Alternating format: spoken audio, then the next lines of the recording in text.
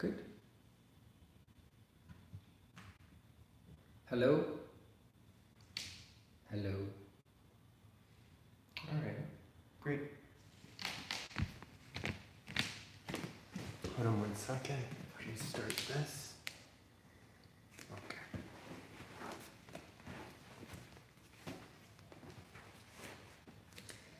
Hello, everyone. Or maybe not everyone, but at least the ones that are listening, looking. My name is Tim. This is my friend Joseph. Hi. How? And we are here to talk a little bit about home practice. Guess why? A little bit what it means to practice online and so forth.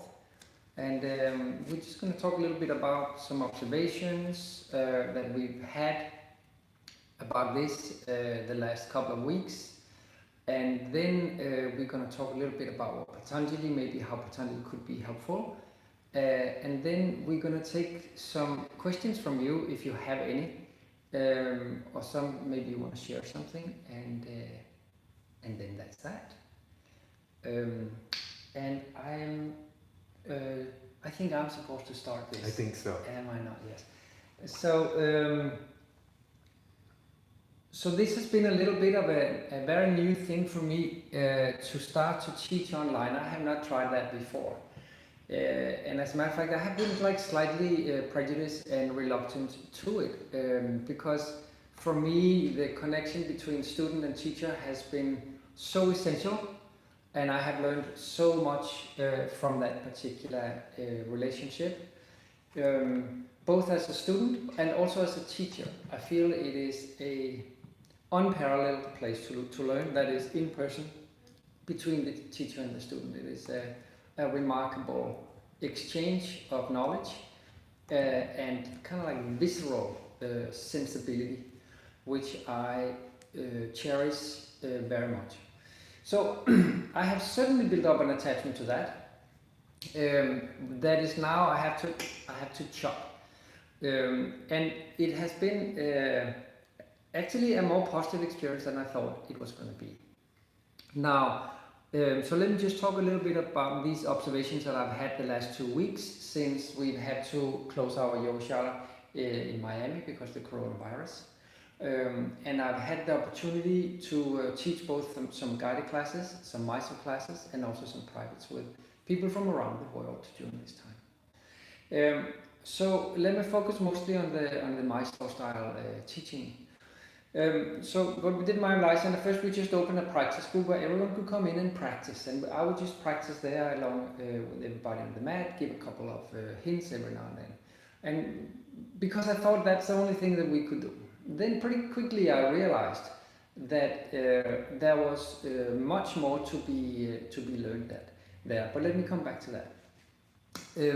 So one of the things that I think that an online group practice can do for us, a place when we meet our Sangha, our community, our fellow practitioners in the online forum instead of on the floor right next to them. I think it gives the possibility of the support of the Sangha, the support of the community, the support of our co-students to get on the mat, to stay on the mat, and to finish the entire practice. My teacher, Patanjali Joyce, he used to say, when we had finished our practice, he used to ask me, and I think most people, he would say, "Did you finish your practice?" And I would say, "Yes, thank you very much." And he would say, "Very good." Now, he never ever asked me, "How are you feeling about your practice? How was your practice today? Did you have a good practice?" He never asked that. He asked whether I finished the practice, and from the longer time I do this Ashtanga yoga, the more significant that aspect is. Because I think to get on the mat, to stay on the mat, and to finish what I'm doing on the mat, those are the three most difficult things for me when I'm there. Besides that, it's just the asanas. Don't get me wrong, you can have difficult asanas or you can have easy asanas, and difficult asanas will always be difficult. But to maintain the concentration and the desire to be on the mat after all these years is certainly what I am struggling with the most. So when we are, and maybe you too, I don't know. So when we meet in the online forum and we meet each other there, we still have that support to do what we're supposed to do. Like when someone else is practicing next to us, then it's much more likely that we continue with what we're doing. When we make an agreement with someone, let's get on the mat at 8 o'clock or 6 o'clock or whatever time you get on the mat. It is much more easy to actually do it because we've already made that commitment, not only to ourselves, but to our friends as well. So I find that the online forum still offers that. Maybe not as strong than if you go to the Yoga, but it still really offers that space. Yeah. So that's one of the things that has been a little bit surprising for me. And as on the same note, one of the things that I have observed is that it still gives people the possibility to cultivate a self-practice, a home practice, which is not just dependent or supported by the community. So in Ashtanga Yoga, you know, we are being taught this sequence of movements that we repeat. So that in principle means that when we have learned that sequence, a lot of it or a little of it, that we can go away by ourselves and we can practice it by wherever we want.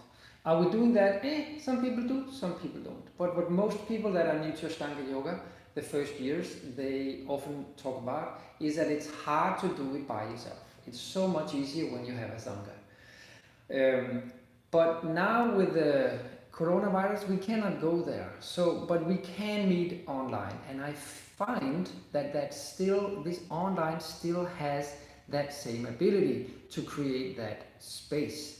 That alamba, that support for us to practice with our community. It's not the Purna alamba, the full support. It is kind of like the half support that we get there. But for many people, I think it is enough. The only thing that personally I struggle with the online practice is how the heck to log into Zoom. I think it is so complicated, but we're trying to work on that and see if we can find a more simple version. Slowly, I'm learning. And I should also say there's one more thing that I have observed, and that is when we start to change from practice group to teaching. So I would sit there on Zoom and I would watch the practitioners practice. I found that it was really possible to teach there, and there's a couple of reasons for that. One is, for instance, last week I was teaching the Miami Life Center Mysore class, and one of the practitioners had placed the camera quite close to his mat, and all I could see for the first 20 minutes, half an hour, was from his feet to his shorts. From his shorts up, I could not see him at all because the camera was so close. And this is a practitioner that I know for years, a very dedicated practitioner that has been part of our community, of our family here at Miami Life Center for a long time. And what I noticed was that he didn't really engage into his legs. It seemed to me that there was so much more that he could do there. And you know, not that I should go into technicalities here, but when we are using our legs accurately, balance gets better, energy gets better, the upper body we get the energy from the ground. So when the lower legs, they work really well, when all our standing asanas is like decided and chosen and we commit to our leg work, then the rest of the body is going to open so much more. So for the first time, and I taught this practitioner for years, for the first time I realized, something has to happen there that could benefit his entire practice. I had never seen it in the shala, maybe because so much else is going on. But last week I noticed that. And that's just one example of coming from the teacher's perspective, the facilitator's perspective, that there is actually the possibility to do deep teaching in the online forum. Another observation that I made, and maybe you agree, is I feel that the communication in the Mysore room on Zoom is almost more crystal than in the actual shala. And I think it has to do with that the practitioners has turned their microphone off, because that's just the way it works the best. And even I have my microphone off, so I turn it off and on. So when I want to say something, I turn it on, and then I say, "Hey Joseph, may I bother you? Can you just try to do that asana one more time?" And then Joseph has to get off his mat, go over to his computer, his phone, turn on the microphone, and say what?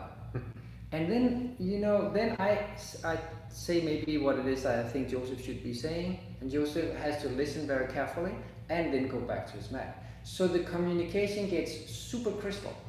Instead of a conversation, "Joseph, could you try this?" "No, but I don't know." That all that stuff, it just goes away. And instead we end up with a conversation which is like, boom, request, response, action. And then potentially some detailing of that. I have found that to be invigorating, actually, to be honest with you. So my teacher used to say, "Good student is obedient student." So, and I think I really feel it there, because this is the communication just demands that attention. It's a positive in my eye. And then finally, what I feel these last 2 weeks going in, both practicing in the Mysore group and also teaching in the Mysore group, is that there is a general and genuine sense of gratitude, a genuine sense of appreciation, because we have been on this lockdown, or more or less lockdown, that we of course has to observe. You can see we have about 6 feet between us today. I hope you always do the same. When we can, then we take our practice home, and it's again, returning to my first point today, very hard to get on the mat. Then we have this possibility to meet the people that we love, meet the people that we know, and just get together and do that thing that we just really enjoy and love so much together. So gratitude, appreciation, I feel, has really been rising, at least so far. Who knows, maybe there's a backlash or something. Yeah, I've actually had a lot of the same experiences in the virtual Mysore room, even to the point that one of my students wrote me after class recently that what she really enjoyed most about it was hearing me interact with other students. Oh, yeah. That it felt like she was learning something through that as well, which is an experience I have in the Mysore room, like learning from my teacher teaching other people. Sometimes I learn from that as well. So that carried over into the virtual space also. But it's funny, when Tim and I were discussing how to approach this little talk, we both drafted emails and sent them to each other. And Tim's came from a place of really strong positivity. Like, he was really looking at what was going great about his Mysore room, his virtual Mysore room. But my email was a little more geared towards some of the difficulties that we're facing. It's just our nature. I am such a positive person, and Joseph, no, I'm just But I just feel really aware right now of the incredible level of challenge that a lot of people are dealing with, right? So one of the things that characterizes this moment for a lot of us is just a really strong sense of uncertainty. So the whole COVID-19 thing has brought uncertainty very acutely into our physical lives. So we can't go to our Mysore room anymore. That feels like a strange change. We can't hug and kiss our friends anymore. And in Miami, we hug and kiss. We kiss especially everyone. Sometimes, like, each cheek, like it's time consuming. So for a lot of us, there's actually this period where the social distancing was taking root, and we just kept finding ourselves giving each other that kiss. Like, we had to retrain ourselves a little bit to come out of that. And we're having to retrain ourselves in our practice too. because our teacher's no longer there to actually touch our body and to give us that physical adjustment that we're used to. May I ask you, Joseph, would you agree that there is, like, when we meet, for instance, today, and we are not going into, like, give a hug or a kiss on the cheek and so forth, there's still the recognition of that.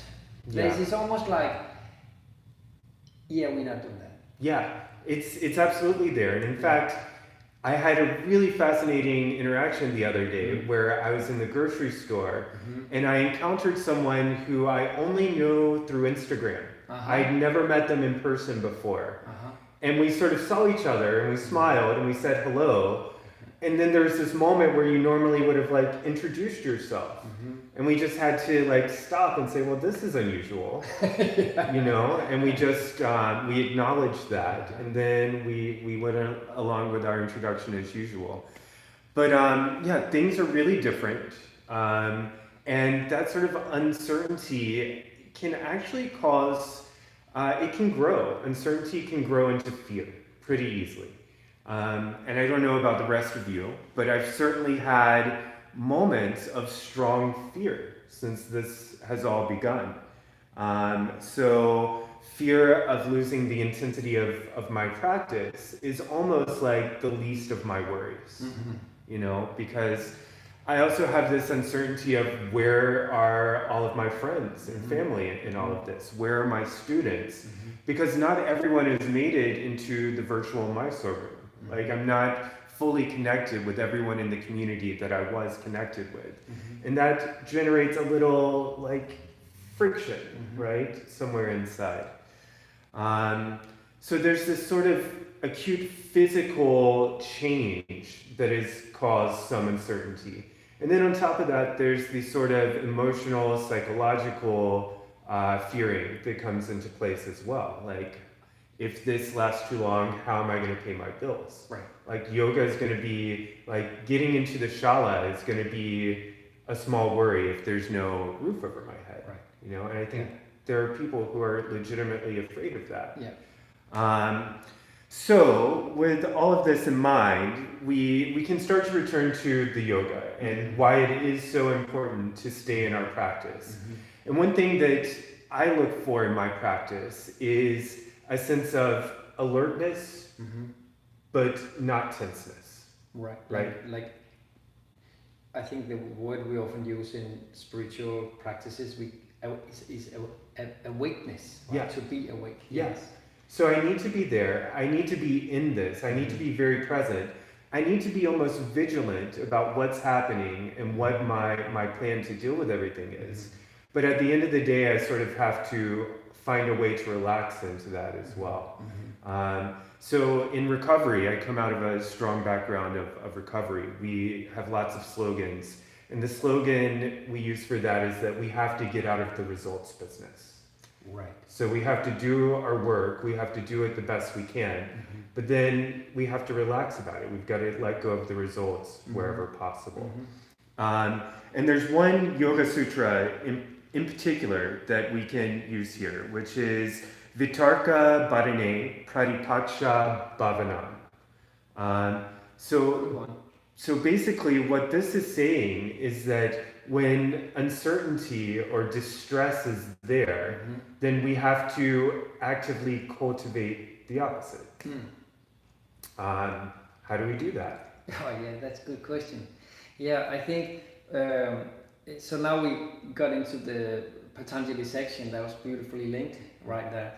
Yeah, so yes, so when Patanjali talks about Vitarka Bharane Pratipaksha Bhavanam, he's talking about that when there is movements inside of us, when there's movements in our mind, whether it's mental or emotional or both, we call them vrittis.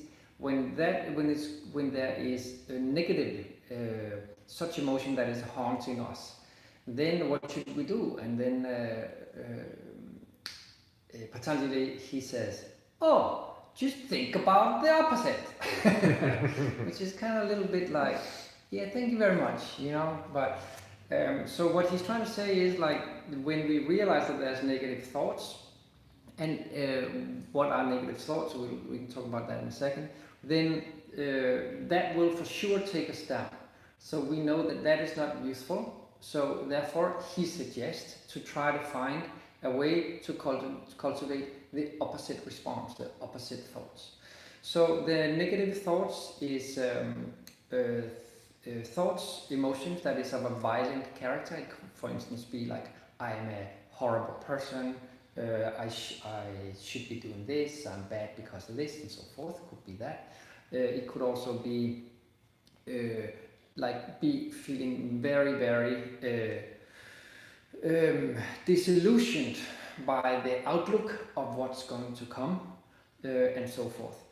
Now, when Patanjali then says, see if you can find the opposite response, if you can begin to think about the opposite response, then the question, of course, is what is the opposite response? What should I be thinking according to Patanjali when I have these negative movements roaming inside of us? And there he makes a very clear instruction. He makes it very clear where we should be looking. And he suggests that we look a little bit further on in the second book of the Yoga Sutras to the yamas and the niyamas. So if we have negative thoughts, if we have like a violent approach inside of us, which is like wreaking havoc inside, then that would be a violent approach. So he says that is the first yamas. That is, if you find violence is within you, then please, if you can, try to find a non-harming approach. Or as the Buddhist says, a little bit better in my opinion, they say a kind approach, or even more so, a loving kindness approach. So to try to change a little bit, and it's not that he says just change. He suggests the possibility of inserting the opposite, the best we can. He's not saying just do the opposite. So if there is a thought like, oh, I'm a really horrible person, I can't get on my mat, or I haven't practiced intense enough, so therefore my legs are not really going behind my head, so my back bends are, turn into, then try to see if there's something else that is potentially of a more positive character. It could just be, I did make it to my mat, or I have been doing my full practice, or I enjoy to be here with all my friends. I'm a little embarrassed because my practice doesn't look the way it did a month ago. Doesn't, like, if we can, like, that second part of the conversation, if we can put that aside just momentarily and see if we can upmuster a little bit of that.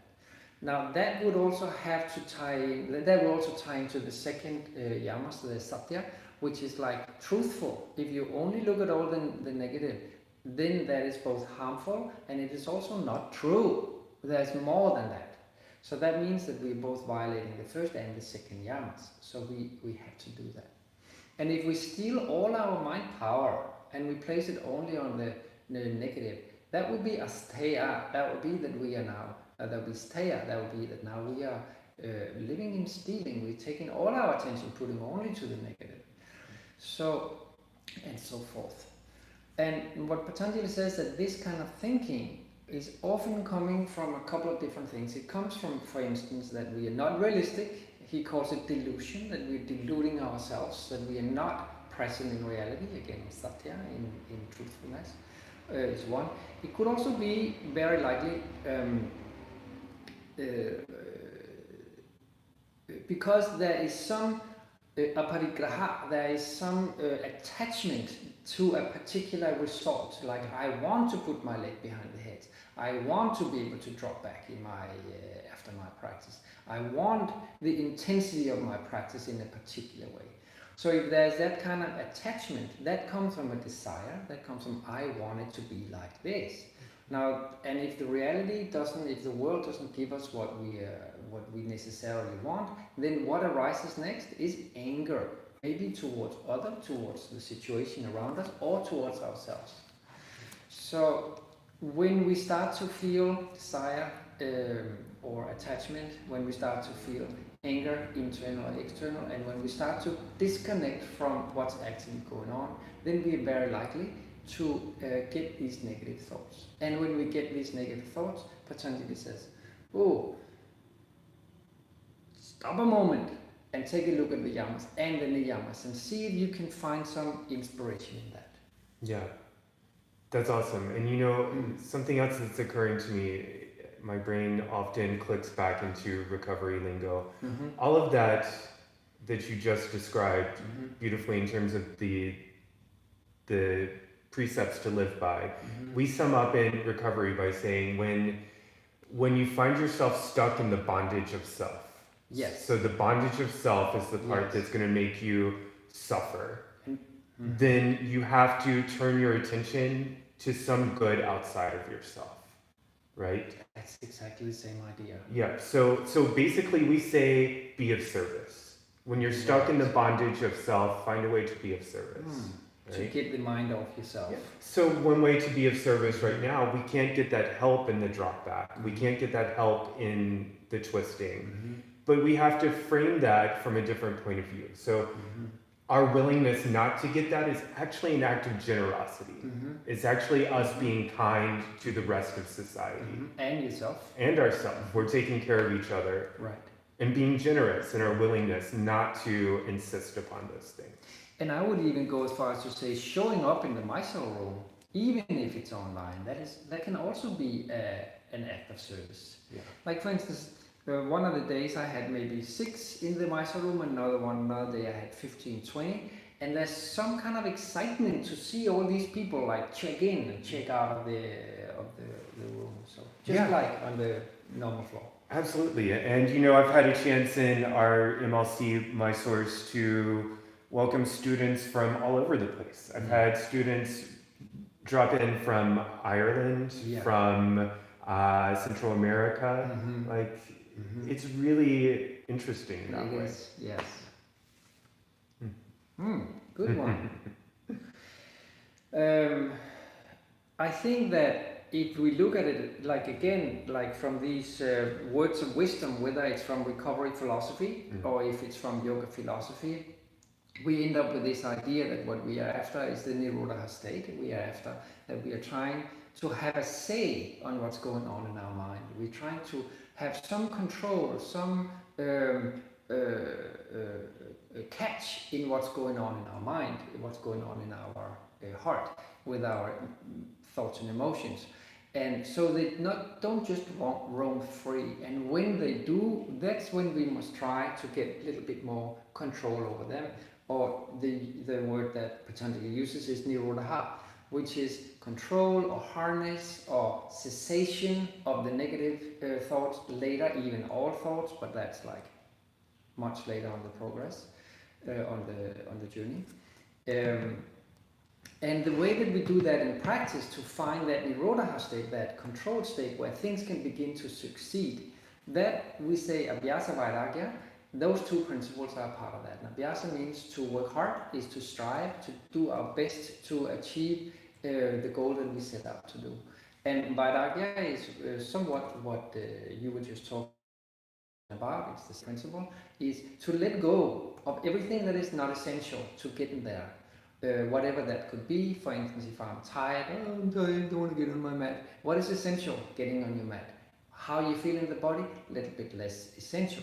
Of course, if you have some tiredness in your body, or if you have some strain in your body or something, then you have to modify your practice accordingly. You have to make sure that your practice is not just taken out of textbook and then, not at all applicable to your situation right now. But what I was trying to say was to say I am tired, I should practice. What is essential, what is not essential? Practice is essential, tiredness is a fact, but if I identify too much of my tiredness, then practice will fall away. So if I can somewhat get out of that state where I must feel top of the pops to do my practice, then we can actually get the practice done. So that is controlling a little bit, controlling what's going on in our mind, taking choices and beginning to be disciplined with the kind of thoughts that we have. And the last thing I wanted to say today was, when it comes down to it, all that yoga requires us to do in regards to practice is to use practice to create a firm ground for yoga to flourish.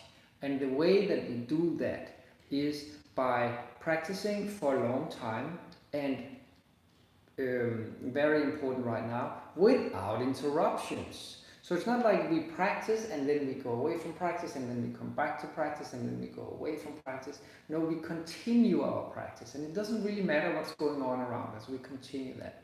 So he says you must practice for over a long time. There cannot be interruptions, because every time you have an interruption, then you will set your progress back. And finally, what he says is very, very useful, is if there can be some type of joy, if there can be some kind of hospitality in us when we are doing our practice. So we are not doing our practice from an anger kind of point of view, F it, I'll just like get this stuff done. We're going in and we're trying to appreciate what's going on while we are practicing. There's a certain reverence, there's a certain hospitality, there's a certain love that we carry with us into the practice, and we try to look for. When that happens, then yoga is much more likely to take root in us. Then with these three principles, then firm ground can be built, and yoga will, from this field, will start to sprout, and you will get lots of life and maybe even the fruits of yoga one day. Blah, blah, blah. No, that's great. I think that's so important to remember, is to try to enjoy the process. It's simple but complicated. Should we see if anyone has questions? I think that would be great. Guys, I have my computer handy here. I see some of you are responding already to us. But are there any questions you have in particular? Could it be about anything, a particular asana, something about getting on your mat with regularity, philosophy, anything at all? We're open to it. How are you feeling about, this whole paradigm of online practice? Are you making it? Are you getting on your mat? You have to entertain everyone while we wait for questions. Oh, okay, I'll sing a song. Well, no questions have come up yet, but there are some interesting comments here. One says that the coronavirus is helping the community in that it's encouraging talks like this. So this is actually something we do pretty regularly at MLC. We do Chat&Chais, and we usually stream them online on Instagram or YouTube. But during this time of coronavirus, social distancing, we're doing them every single Saturday, right? Yes, every Saturday at 12 o'clock. Usually we do it once a month on Sundays at 12 o'clock in our yoga studio for free. Make a cup of tea, you can come and listen to me or Joseph or whoever of us that is scheduled that day. But for the next foreseeable future, then every Saturday at 12 o'clock I'll be here talking about the coronavirus. Now, about some yogic principles, and I'm very happy to have Joseph here today because it just made it a little bit more fun. What did you talk about last week? What was last week's subject? Because they can link to last week's if you missed it. Do you remember what you talked about? No. All right. Well, just go look. There's another Chat&Chai with his face on it. You can look at that. Yeah, we're just getting things here. Beatrice says, thank you so much, Tim and Joseph. Great perspective on virtual practice. Thank you, Beatrice. Thanks for listening in. And Vanessa said, already feeling better about my practice during this time. Thank you. Can I say one thing about that? Like Joseph, you mentioned it earlier, but the intensity of home practice is commonly less intense than the intensity of Sangha practice. When you go into a room and there's 20 sweating people around you that's doing crazy stuff, and you have your teacher yelling at you from across the room, that just tends to set the bar a little bit higher. When you go home and you have your dog wanting to play fetch, or your toddler wanting to sit on top of you when you are doing Supta Kurmasana, then things just get a little bit harder. Or when your husband can't figure out how the microwave works, that kind of stuff. And like when I'm teaching these Mysore programs, I get into your living rooms and I see all these things going on. And I see mothers just keep practicing. Like there was one of our regular practitioners the other day. She did entire second series while playing fetch with her dog. So like the dog would come to the mat with a little ball or something, and she would take it and he would throw it, and then she would do, Kalandavasana, and then the dog would come back, and then she would take it and she would throw it, like the entire practice. And she just had her mind clean on how to resolve the situation while she was doing all this advanced asana. It was one of the most beautiful things that I've seen recently. And I saw another lady that had the same exact situation with her young son that just crawled all over her. Like she went into Bhujividasana, he crawled up on top of her from the front. And lo and behold, the girl, Maria from Guatemala, she still managed to come up from Bhujividasana with her son hanging over her chest here. It's amazing. I thought, man, I thought Bhujividasana is hard. Now check that one out. So that's funny. So just accept, home practice is a little more within the integrity of the boundary that your body already has. Or said another way, you're going to be reaching a little bit less forward and expanding into new territory in regards to your asana and your physical capacity when we practice alone. So that's okay. Yeah, a few interesting questions have come up. And one in particular caught my interest because I know you and I come at this from different kind of mindsets, generally speaking. But the positive and negative. Positive and negative. Yes, thanks for pointing that out. But the question is from Tricky 101, and she or he says, I've practiced for 1 year and was happy with my practice until yesterday. Oh. When I filmed myself. Oh, and yes. I noticed the practice didn't look the way it felt. Yes. It has put me down a little bit. Of course it has. So maybe we could talk about that a little bit. Because it is like, by nature of sharing practice online, we're seeing ourselves, others are seeing us. And there is a lot of question in general about the validity of including video cameras and whatnot in the space of practice. So I thought that was an interesting question. What do you think? I never feel myself. Yeah. I feel exactly like Tricky 101. I feel like when I see myself practice, I'm like, holy cow, I thought I did that reasonable. Look at that, But like I think like filming oneself is for the strong. It's definitely not for me. Like I think filming oneself, you have to be willing to like really take a look at what's going on.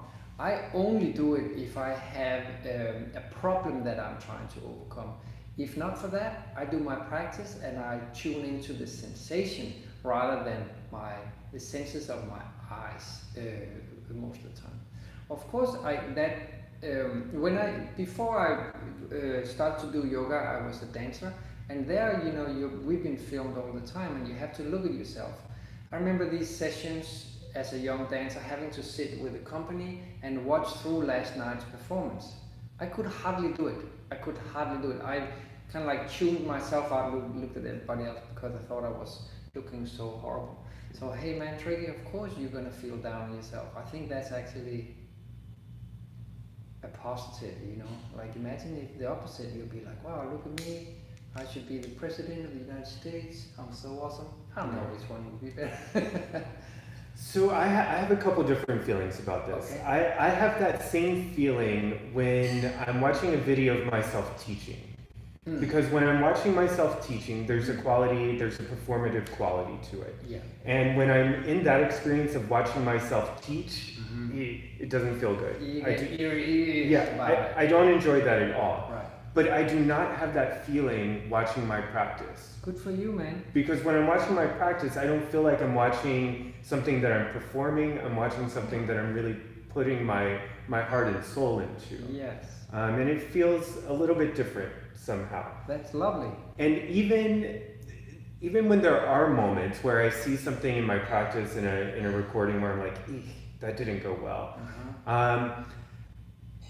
I really try to chalk it up to just an opportunity to see with clarity what happened and I try not to get stuck on it, right? It's just like, it's when you do your asana 3 times. Yes. Like you do your asana your 3 times and then you let it go, right? And you keep going. Yes. And I try to approach any viewing of a video where I see myself and I felt like tricky and I'm like, that wasn't great. Right. I try to just let it go. Like I do that third attempt at Karandavasana. I think it's awesome.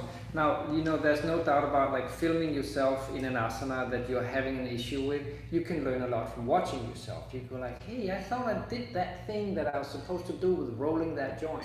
And then you watch yourself and you're not doing it. So I think there's a lot to learn from it. To do that, you gotta be somewhat ambitious. You gotta be striving for something in your practice. And I have usually used that when I was strained or injured, and I had to reset my habits of how I'm moving. Besides that, I just like, not that I recommend it, but I just flat out don't like to watch myself practice at all.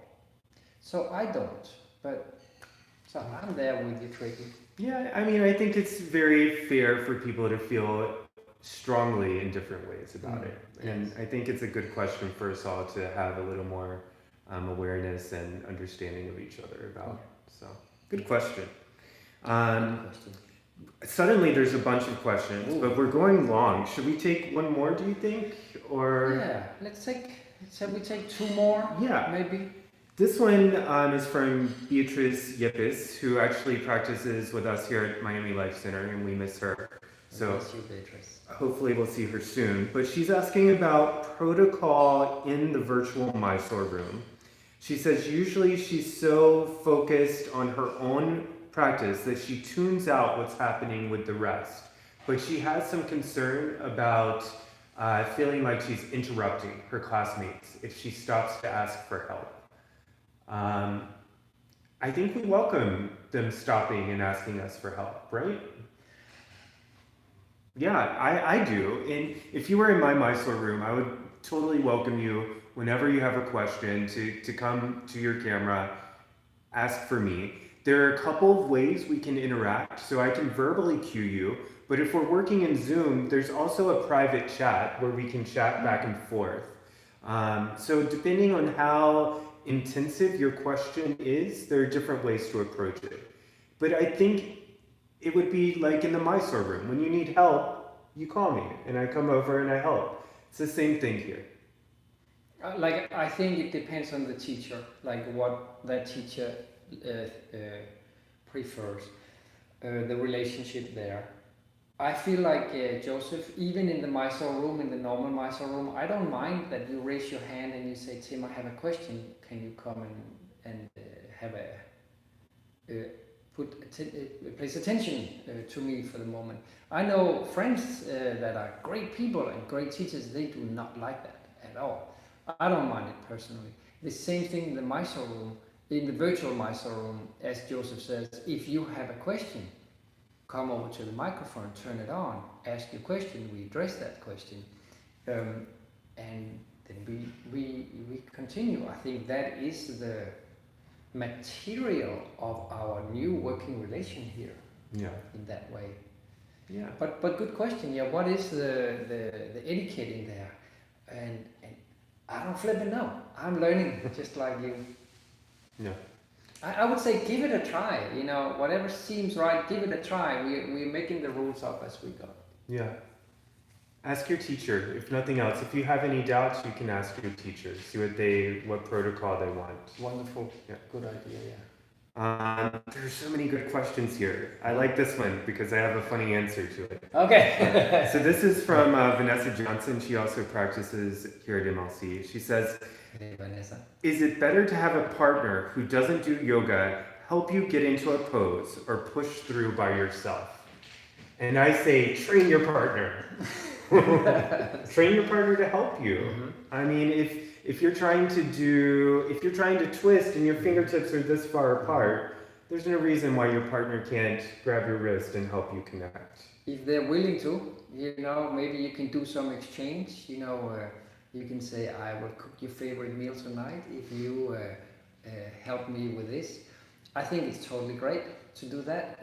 A friend of ours was doing very advanced practice, and she would walk into her ankles in backbending, standing in backbending, and she had trained her mom to come and pull her hands up along her shins to her knees. She couldn't get up there by herself. So she sent us a little video once where we saw her mom come in, and her mom was maybe in her late 60s or something, I can't remember.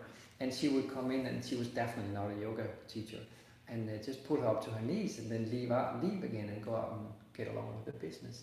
I think, yeah, man, if your family members are willing to do it, go for it. Yeah. Actually, Edgar helps me with catching, and he's There you go. very good at it. Yeah. Yeah, so why not? And like I have learned the first of the advanced series, the third series, but my wife, she is doing a part of fifth series. So there's asana that I don't know, and she asked me to help her on a regular basis. And I go when I help her and I do my best, but I've never felt these asanas in my body, so I just, hack away at it. Okay, let's take one more, and I'll read this one and then I'll let you answer it, because I think it's a good question with space for nuance, and I think you'll be able to answer it well. But this is Nikki Van Voorhees, I think. Hey, Nikki from Vermont. And she says, a much more relaxed Ashtanga practice is feeling better for me during this crazy Corona time. Is that okay? Or am I just being lazy? No, Nikki, you're a bad person. No, I agree with you. I'm doing lots of primary at the moment, even half primary. And I feel that there is, when your world is perfect, then you can go onto your yoga mat and you can try to push a lot of boundaries and try new stuff and get new sensations and explore and investigate and push up against everything. But when the world is pushing at you and is being a very stressful place, then I think personally I need the opposite. I need my practice to get me ready for the rest of the day. And that just is not always congruent with doing the deepest back bend that I've ever done, because that makes me kind of like a little bit, upsets me. Like it makes me so sensitive the rest of the day. That kind of like deep back bending, as an example, that I can do when I go to India every year and I stay there for a month or two, and I just wake up at 1:30 in the morning, I go down and I practice for 2-3 hours, and then that's it for that day. And then I read some philosophy books and study with some wonderful philosophy teachers there. But besides that, that's all I do. Then I can walk around and feel frail, the rest of the day. But here, during the coronavirus, I need to kind of like find myself every day. And for me, that accepting the boundary that my body somewhat has without trying to break it, I just like little strength, little flexibility, little stamina, that's all I work on. But there's this sensation of coming back to myself, of having like a certain quietness and a physical and mental and emotional integration, that is what I'm looking for in my practice. Coming back physically, emotionally, mentally, coming back, touching that place where I feel I can handle this stuff. I think another word for that is meditation. Like to work on a meditative practice rather than a kick-ass practice or something like that. That's all the time for that. Good. What do you do? No, I think that's a great answer. My practice has stayed pretty strong through this. But I mean, yeah, I don't really have much to add there. I mean, your practice is going to be your practice, and if it's lighter right now, I think that's good. Also take the opportunity to experiment with that. Like try to do a really strong practice. See how it feels. Does it work for you? If it works for you, keep doing it. If it doesn't work for you, adjust a little bit. Try to do a really very calming, soothing, quiet practice. See if that works for you. If it works for you, continue doing that. If it doesn't work for you, try something else. It's kind of simple. These are tools for us to apply to our lives, to make our lives more real, more enjoyable. I think I feel like somehow I've had a little more energy to tap into because I'm used to getting up very early in the morning. Yes. So I've been sleeping later. My routines have changed a little bit. Yeah. So just keeping strong and steady with the practice, like it's almost been easier for me during this time. Yeah. But of course, it's totally natural for there to be a million different ways for this to happen right now. Yeah. Find your way. Yeah. It's okay. Patanjali says, I'm just trying to be useful to you. That's all. Same with the practice. Okay. All right, guys. Thank you, Tim. I think we'll wrap up. Thank you, Joseph, for doing this together. Thank you all for listening in today and for your questions. Maybe shall we do the finishing mantra? Yeah. Why not? Maybe you know it, maybe you don't. If you don't, just listen or just give it a try. Place your hands together, take a breath in. Let's do it all together. Om Swasti Prajabhyaha Paripalayantam Nyayena Margena Mahim Mahishaha Go Brahmanebhyaha Shubhamastu Nityam Lokaha Samastaha Sukhino Bhavantu Om Shanti Shanti Shanti.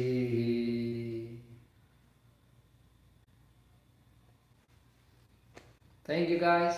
Bye. See you next Saturday at 12. Enjoy your week.